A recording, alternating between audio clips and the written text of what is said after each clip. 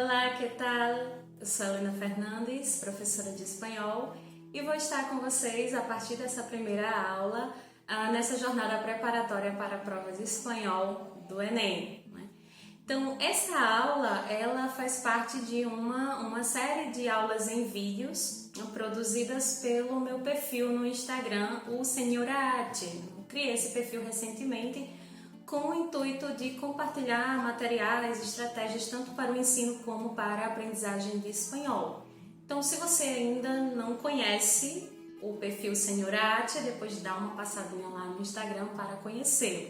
Então, o propósito dessas aulas não é serem aulas exaustivas, não? Então serão pequenas aulas, não? Pequenas classes de espanhol, com o intuito de focarmos sobre temáticas e estratégias de leitura, de compreensão leitora voltadas para o Enem.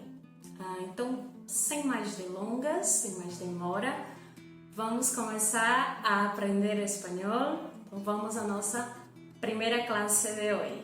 Vamos lá. Muito bem. Então, nessa nossa primeira aula, intitulada Espanhol no Enem, nós vamos falar sobre alguns pontos, não é? A intenção, como já foi dito, é que a aula seja uma introdução, então não vai ser nada muito extenso, né? Muito aprofundado, a gente vai deixar isso para aulas posteriores.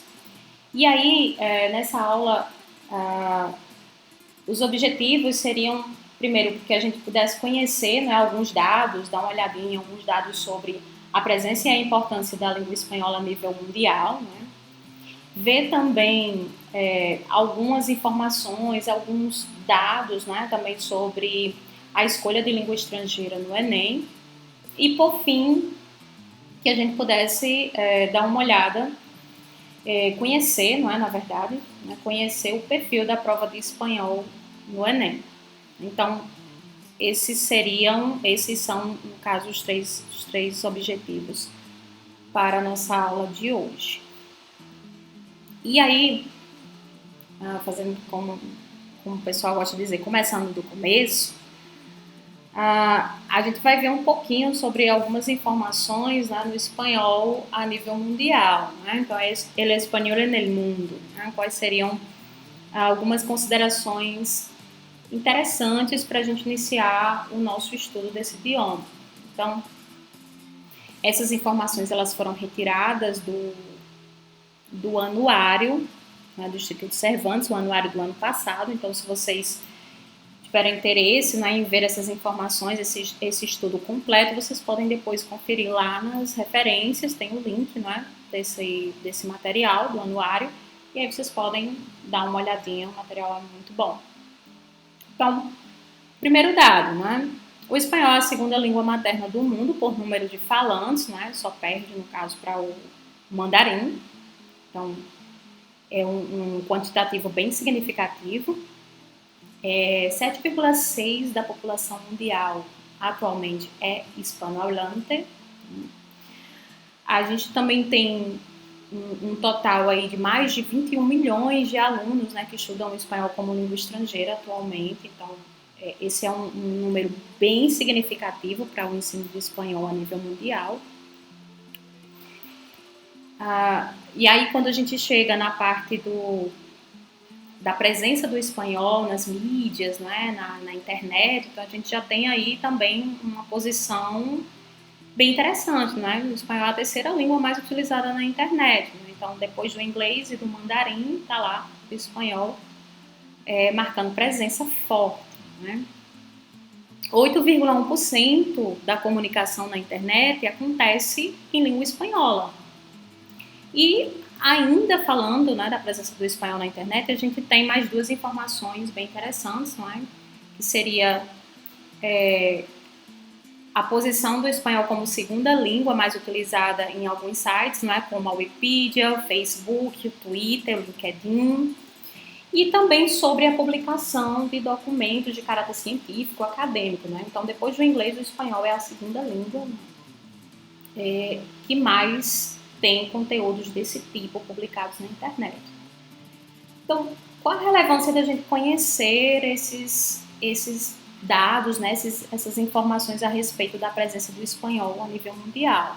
Então, é muito importante para que a gente entenda que o espanhol é um idioma forte, né, no sentido de presença mundial. Então, a gente já vê aí que o estudo desse idioma, ele abre uma série, um leque, né, de possibilidades, tanto no sentido de cultura de mundo, como também no sentido acadêmico, no sentido profissional. Né? Então, a gente só tem a ganhar aprendendo línguas estrangeiras, e nesse caso especificamente o espanhol, pela sua relevância a nível mundial. Então, dito isso, a gente vai dar uma olhadinha agora também em outros dados, mas agora é sobre a presença do espanhol, a importância do espanhol no Enem, né? Já que o nosso foco nessa série de vídeos é estudarmos espanhol para o Enem. Então, vamos dar uma olhada nesses dados. Então, o que nos dizem os dados? Né? Então, nós temos aí já uma conclusão, nós vamos detalhar um pouquinho, né, dessa conclusão, né, já está antecipada aí. A língua espanhola é a mais escolhida pelos candidatos ao Enem. Então, a gente já está acostumado, quando digo a gente, tanto professores de espanhol como alunos já estão acostumados de ver o espanhol sendo escolhido com mais frequência do que o inglês. Né? A gente vai falar um pouquinho também sobre o porquê dessa escolha. Né? Tá, então aqui a gente já tem alguns dados numéricos, né? Esses foram retirados lá do INEP, né, do Press-Kit, do Enem 2019. Então, aqui a gente tem um comparativo da quantidade de inscritos por língua, por idioma, né? Então, nós temos aqui 2.673.579 né, 579 inscritos em língua espanhola, enquanto que em língua inglesa a gente tem aí 2.421.809 inscritos, né? Então, esses dados são do ano passado. E a gente nota que a diferença, não é assim exorbitante, mas ela é bem significativa, né? E daqui a pouco a gente pode falar um pouquinho mais sobre o porquê dela ser significativa, tá? Então, isso corresponde, né, a 52%, né, dos candidatos que optam pela língua espanhola no Enem. Tá? Novamente, esses dados aqui eles são referentes ao Enem do ano passado, né, em 2019. E aí vem a pergunta, né?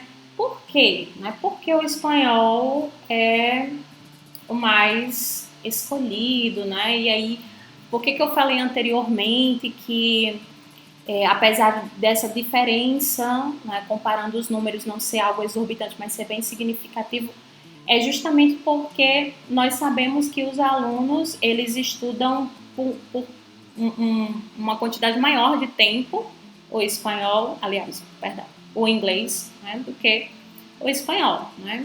E ainda assim a gente percebe todos os anos que o espanhol lidera o ranking, né, de escolhas dos candidatos, né, do Enem. Então, por quê? Né? Já antecipou aqui a resposta, né? E aí há uma unanimidade entre os pesquisadores, o pessoal que se dedica a avaliar esses números, né?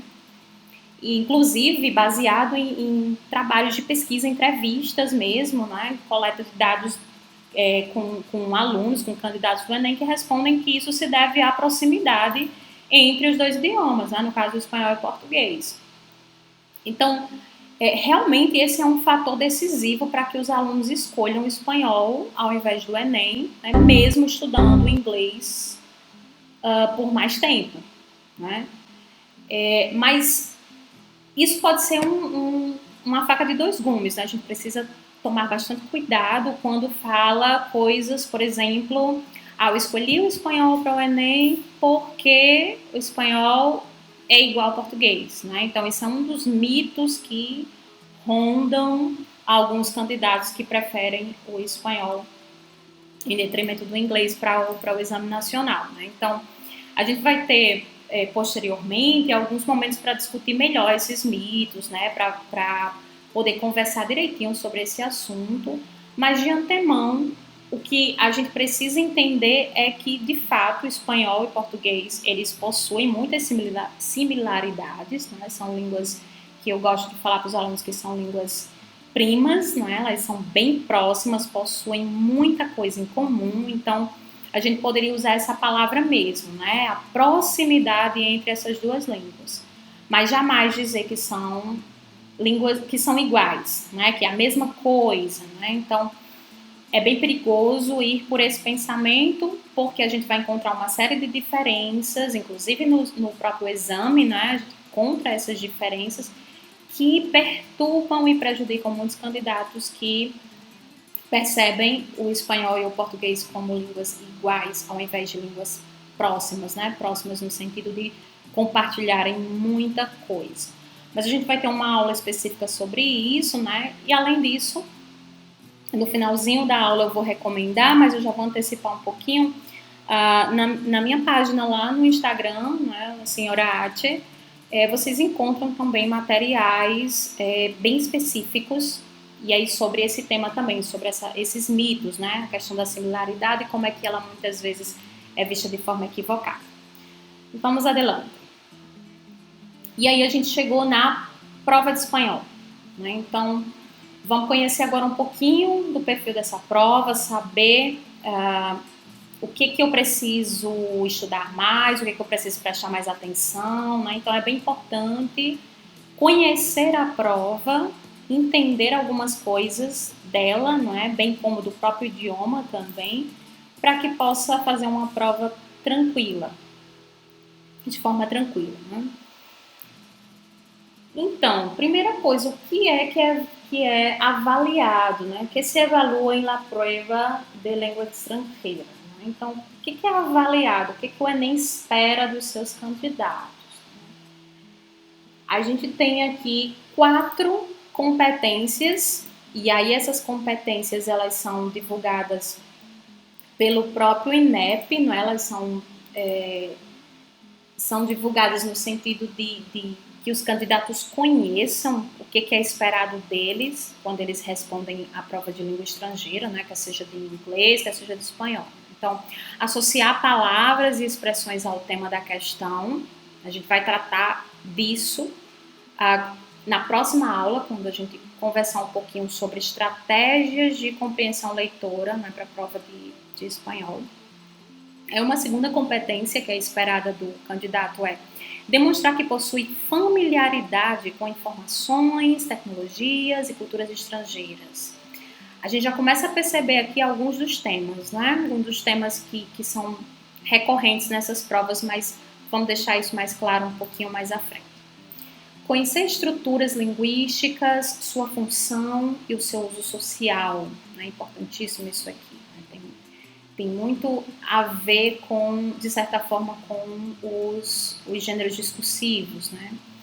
E aí reconhecer a importância da produção estrangeira como representação da diversidade cultural e linguística. A gente vai ficar retomando essas competências em aulas posteriores, né? Toda vez que a gente for trabalhar um tema, né? Um aspecto em específico da prova, a gente vai fazer uma espécie de retomada, revisão desses aspectos. Tá? É bem importante a gente ficar sempre ligado nisso, porque quando a gente for fazer a prova, já vai saber o que está sendo esperado. Né? Você não vai para a prova sem saber o que está sendo exigido, né? Então, você já vai ciente do que se espera, quais são as competências, não é? O que você tem que dominar ao responder a prova de língua estrangeira. Tá, então, como é a prova, né? Quais são as especificidades da prova de língua estrangeira? Eu tô falando de língua estrangeira porque é a mesma coisa para as duas, né? Mas a gente tá com foco aqui em espanhol. Então, a gente tem a prova constituída por 5 questões de múltipla escolha, né? Com 5 alternativas, né? A, B, C, D, E. O foco da prova é na compreensão leitora, né? Vamos falar bastante sobre isso, principalmente nas aulas posteriores. Os textos, eles são em espanhol, né? Então, todos os textos, eles vêm em língua espanhola. Porém, o enunciado das questões e também as opções de resposta são em língua portuguesa. Então, isso já é meio que uma mão na roda, não é? Facilita bastante para quem está, principalmente para quem está iniciando, né? Para quem não estuda espanhol já há vários anos, né? Então, você não necessariamente precisa ser um estudante de espanhol há muitos anos para que você possa entender um texto direitinho e, mais precisamente, para que você possa conseguir um bom resultado no Enem, tá? Então, em resumo, a prova ela é caracterizada, né, no sentido estrutural por esses 5 pontos. Tá, então, falando agora de temas, né? A gente viu lá nas competências, né, que o MEC avalia, né, que o INEP espera dos seus candidatos, né? E agora os temas, né? Quais são os temas mais comuns, né? Então, atualidades. Então, cai bastante coisa sobre atualidades, né?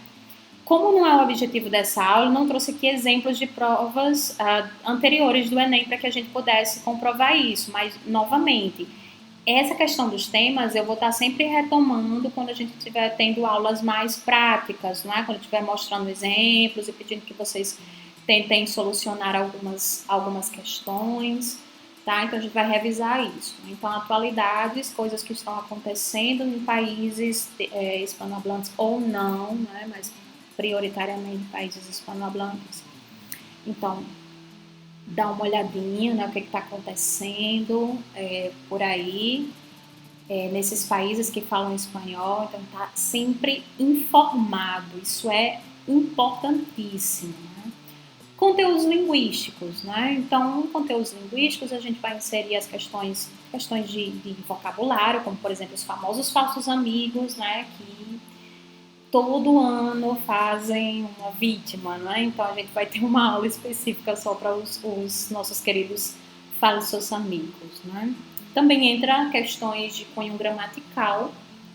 Algumas pessoas pensam que não cai nada de gramática, mas cai um pouquinho, porém não com foco em decoreba de regras, né? O foco sempre é a gramática estar a serviço do texto, no sentido de compreender o texto, certo? Literatura e artes, sim, né? Cai a diversos gêneros literários, né? Por exemplo, trechos de conto, né? De poesia. Então a gente tem vários exemplos de provas anteriores que aparecem essa temática, tanto da literatura como da arte de um modo geral. Cinema, né? Por exemplo. Diversidade cultural, né? Então várias questões atreladas à cultura. Então, é importante conhecer aspectos da cultura, né? É até muito legal estudar esse tema, estar informado dessas questões, tá? Então, esses são os principais temas, né? Há outros, né? Mas aqui eu tentei sintetizar nesses 4 temas, certo? Tá, e agora a gente vai falar um pouco sobre os gêneros discursivos, né? A gente já viu os temas, que é uma coisa mais abrangente, e agora a gente vai para a parte dos gêneros, né? São os gêneros discursivos mais comuns na prova de espanhol. Então, charges, em alguns casos, as charges, principalmente as charges, né? Elas aparecem dentro de um contexto de atualidade. Então, por isso que é importante estar informado do que está acontecendo, para que você possa fazer a interpretação devida. E aí, uma coisa que é bem importante é você conhecer os gêneros discursivos, você conhecer, por exemplo, quais são as características desse gênero, né? Quando esse gênero é utilizado, ele está querendo passar que tipo de comunicação, que tipo de mensagem, né? Então, quando você sabe disso, fica muito mais fácil, né, de você compreender o que a questão está pedindo, tá? Então, charges, publicidades, notícias, né? Entro novamente lá no tema atualidades, né? Gêneros narrativos. Então, esses aqui são alguns dos gêneros discursivos mais comuns, né? Novamente, há outros, mas eu tentei resumir, inserindo apenas aqui em nosso abanico aqueles que são mais recorrentes. E, novamente, a gente vai tá sempre revisando isso, nós vamos falar sobre cada um deles, vamos pegar exemplos, vamos revisar também um pouco sobre características desses gêneros discursivos, né, chás, das tirinhas, publicidades, notícias, os gêneros narrativos, né, como romance, não é, o conto, né, o romance nem é tão comum, os contos sim, né, conto já é mais fácil, né, de aparecer. Tá, então como me preparar para a prova de espanhol? Então eu já sei informações bem mais abrangentes, algumas mais específicas, mas aí é importante a gente saber por onde começar. Então, como me preparo para a prova de espanhol? O que eu tenho que fazer? Então, primeira coisa que eu preciso deixar bem claro na minha cabecinha, né? A prova é 100% leitura e compreensão leitora. Então, eu falei isso anteriormente, mas eu vou ficar repetindo bastante isso. Então, como é que você se prepara para uma prova na qual você precisa interpretar textos, você precisa ler e interpretar textos, compreender o que esses textos estão repassando como mensagem, não é? Não existe outra forma que não seja lendo o máximo possível de textos, e aqui no nosso caso, textos em espanhol. Você não vai ter outra forma, né? Você tem, obviamente, outras maneiras, né, de poder adicionar alguma coisa a mais, né? Mas a forma inicial e, na verdade, a essencial é lendo. Então, se você está meio enferrujado aí na leitura, é bom começar a engatinhar aos pouquinhos e depois ir ampliando o seu repertório e o ritmo de leitura, porque a melhor forma de você se preparar, né, e de iniciar esse preparo e continuar se preparando é lendo, né? Então, procure ler o máximo possível de textos em espanhol que você conseguir, tá? E aí vale tudo, vale você usar, por exemplo, aquelas informações iniciais que eu coloquei lá, os dados, né? E pesquisar, por exemplo, na internet o que você encontra em espanhol, você vai encontrar muita coisa, certamente, né? Muita coisa. Desde publicidades, não é? As próprias as chás, as tirinhas, né? Uma falda aqui. Bem como uma série de outras coisas, de outros tipos de textos, né? Você vai encontrar certamente muita coisa. Então, leia o máximo que você conseguir em espanhol. Né? O segredo é ler. E aí, para começar, né? Para começar, eu trouxe aqui algumas recomendações. Né? Então, se você, sei lá, não sabe por onde iniciar na internet, comece com os jornais, né? Em espanhol, os periódicos. Então, comece com os jornais. Né? Então, eu coloquei aqui algumas sugestões, por exemplo, o El País, né, da Espanha. A gente tem também o Clarín, da Argentina. O Uruguai também tem o El País, El Tiempo colombiano, El Universal de México e La Nación de Chile. Então, lendo jornais, você consegue se informar de atualidades, você consegue também encontrar uma série de outros textos. Então, você consegue ler muita coisa. Né? Você consegue ver charges, você consegue ver publicidade, você consegue ver atualidades. Então, há uma série de tipos textuais lá inseridos para que você pratique a sua leitura. Né? Então, é só você pesquisar no Google, você joga lá El País, Espanha, né? Se você quiser ver especificamente do Uruguai, né? Clarim, então você já é direcionado para a página desses jornais, certo? Então, uma dica boa para começar, né? Lendo jornais. Você encontra, além da temática de atualidades, você vai encontrar também uma infinidade de outras temáticas, bem como diferentes tipos de textos para que você possa praticar a sua leitura.